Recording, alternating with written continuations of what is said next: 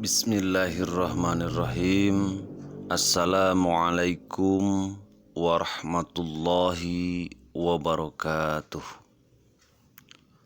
Alhamdulillahi rabbil alamin. Wabihi nasta'inu ala umurid dunya waddin. Wassalatu wassalamu ala ashrafil anbiya'i wal mursalin.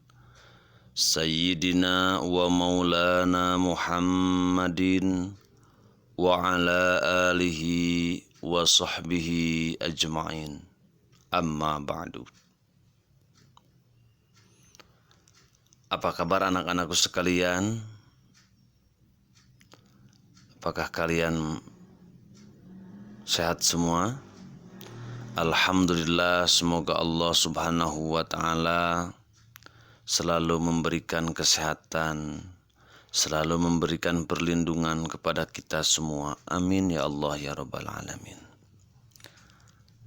Anak-anakku sekalian,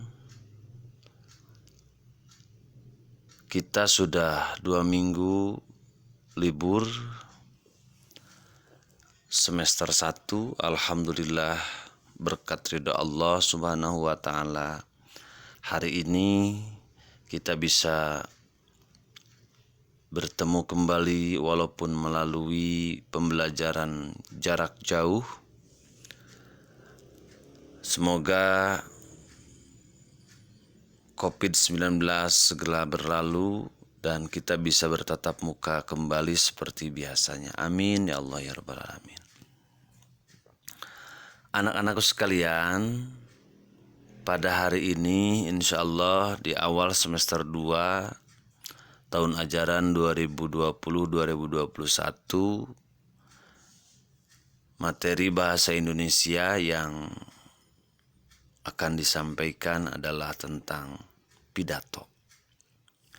Nah, anak-anakku sekalian, Pak Opik tadi mengawali dengan cukup serius dari mulai salam sampai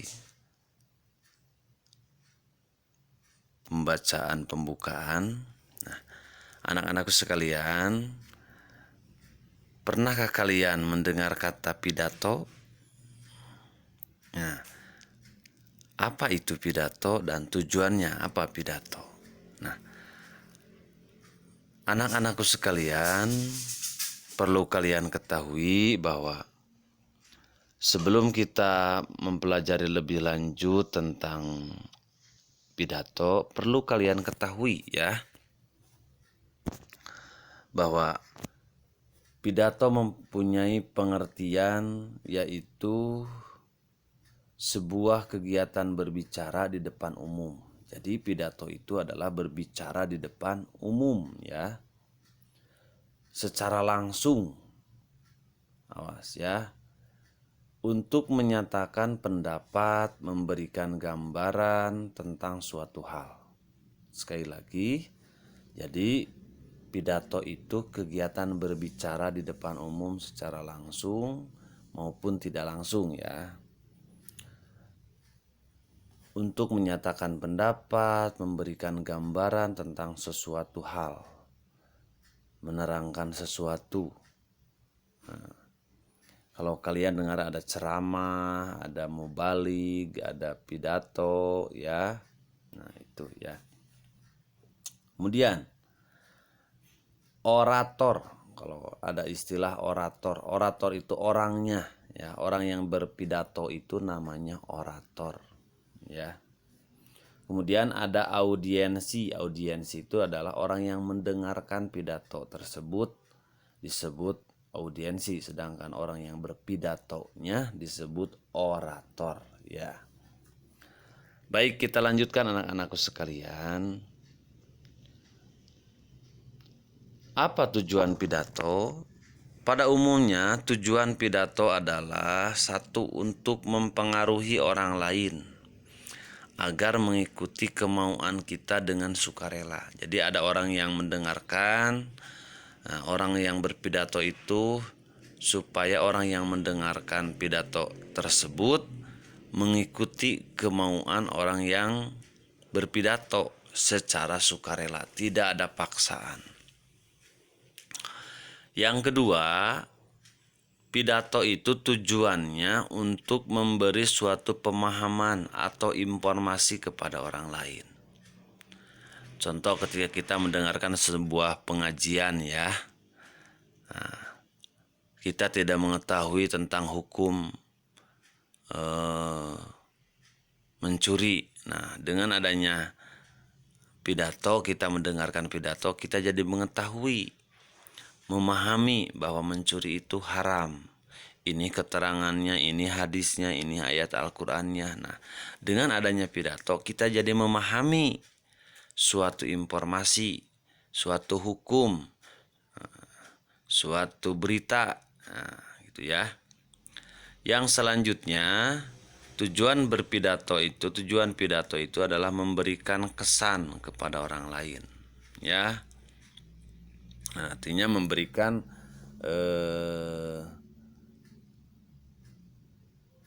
harapan kepada orang lain, memberikan kenangan kepada orang lain, agar orang tersebut dengan selesainya pidato terkesan di dalam pikirannya, tersimpan dalam pikirannya, di dalam memori otaknya, apa yang disampaikannya atau pesannya apa yang disampaikan oleh orator tersebut ya. Kemudian yang ketiga adalah metode atau cara berpidato. Yang pertama adalah metode impromptu ya, yaitu suatu metode pidato yang dilakukan secara langsung tanpa ada persiapan terlebih dahulu. Artinya tidak sedikit ketika kita disuruh pidato tanpa ada persiapan, misalkan silakan Pak. Nah, atau misalkan ada orang yang disuruh khutbah Jumat ataupun disuruh berpidato, padahal giliran orang lain orangnya nggak ada. Nah, secara langsung tanpa ada persiapan kita yang ditunjuk. Nah, oleh karena itu pidatonya tanpa ada persiapan terlebih dahulu ya. Yang kedua yaitu memoriter ya, yaitu metode pidato dengan cara dihafalkan naskah terlebih dahulu dari mulai salam ditalar ya. Itu namanya memoriter ya. Yang ketiga ada metode naskah, yaitu berpidato dengan cara membacakan teks naskah saat berpidato. Misalkan kalau kalian pernah lihat di sebuah televisi seorang gubernur membacakan pidato Pak Presiden.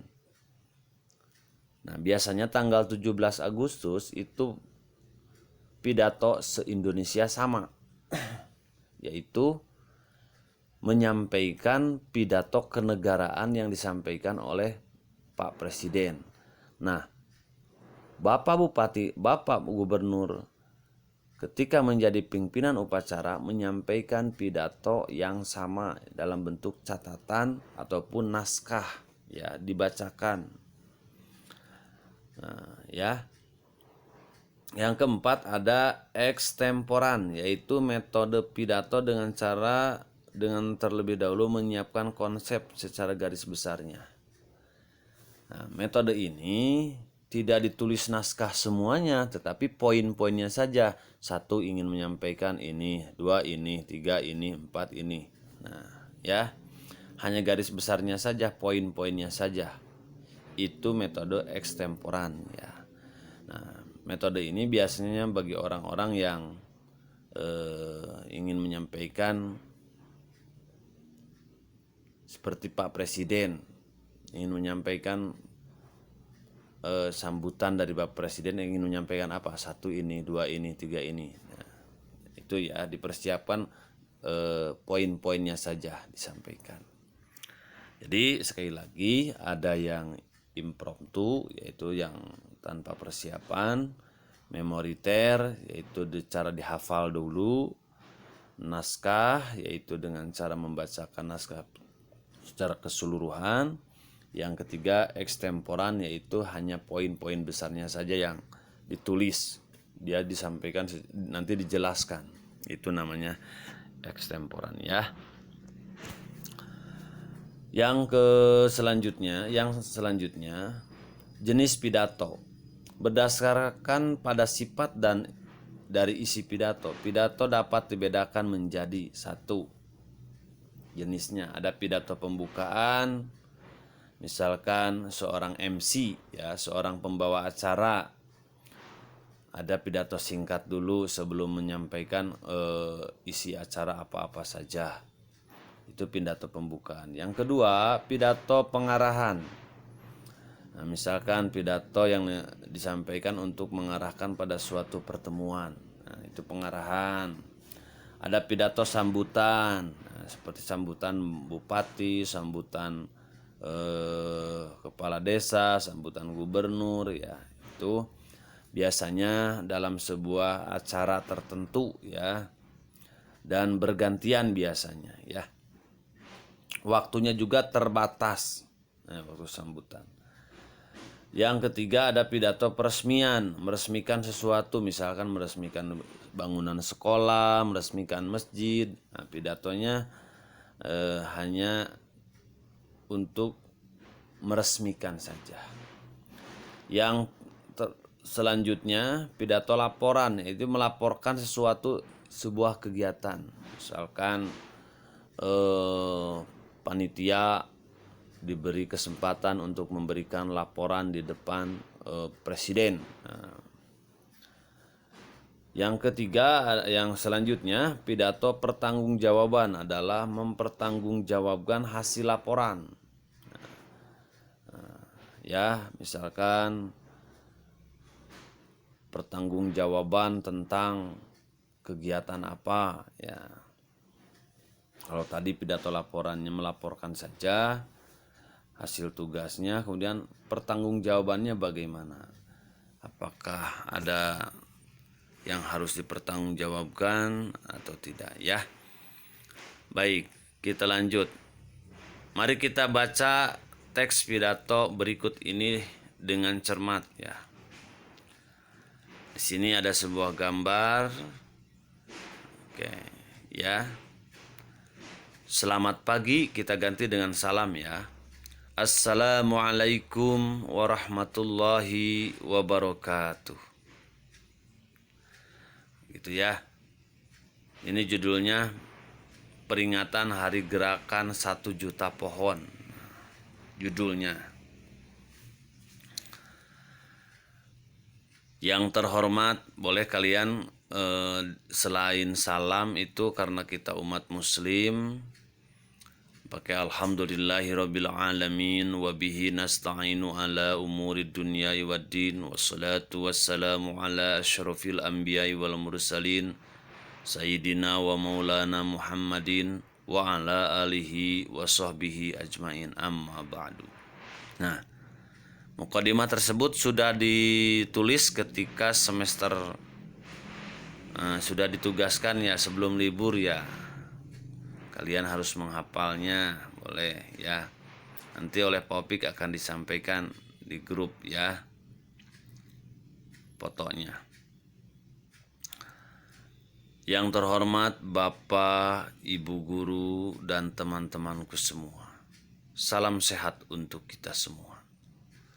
Pertama-tama saya ucapkan rasa syukur kepada Tuhan Yang Maha Esa karena telah memberikan karunia kesehatan dan kebersamaan kepada kita untuk memperingati hari gerakan 1 juta pohon ini.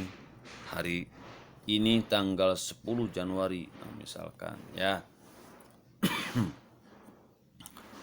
Hadirin yang saya hormati ya, ada jeda dulu ya. Peringatan hari gerakan 1 juta pohon ini mengingatkan kembali kepada kita betapa pentingnya melestarikan hutan. Hutan sebagai salah satu sumber daya alam berfungsi untuk menyerap dan menyimpan air, mencegah banjir dan tanah longsor, serta berperan sebagai paru-paru dunia. Namun, kini banyak hutan yang mengalami kerusakan. Hal ini tentu akan mengganggu kenyamanan manusia, hilangnya habitat hewan, dan dampak besarnya adalah pemanasan global. Oleh karena itu, ayo kita melakukan gerakan menanam pohon. Hadirin yang saya muliakan, semoga pidato yang saya sampaikan dapat bermanfaat bagi kita semua. Semoga kita semua dapat melaksanakan tanggung jawab kita dalam melestarikan hutan agar manfaatnya dapat terus kita nikmati. Sekian pidato dari saya. Apabila ada kekurangan, saya mohon maaf. Atas perhatian Bapak, Ibu, dan teman-teman, saya ucapkan terima kasih. Wassalamualaikum warahmatullahi wabarakatuh. Nah, anak-anakku sekalian, itu jadi contoh pidato ya, yang sederhana. Perlu kalian ketahui ketika membaca pidato berbeda dengan membaca seperti biasa. Seperti contoh begini, kalau membaca biasa, selamat pagi, yang terhormat Bapak, Ibu Guru, dan teman-temanku semua. Salam sehat untuk kita semua.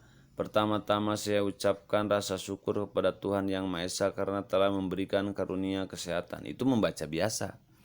Kalau membaca pidato atau kalian berpidato, nah perlu diketahui membacanya menggunakan intonasi ya, ketenangan, kemudian suaranya yang jelas, tidak terburu-buru, ya, sikapnya yang sopan, kemudian penampilannya juga yang sopan, itu ya yang harus diperhatikan.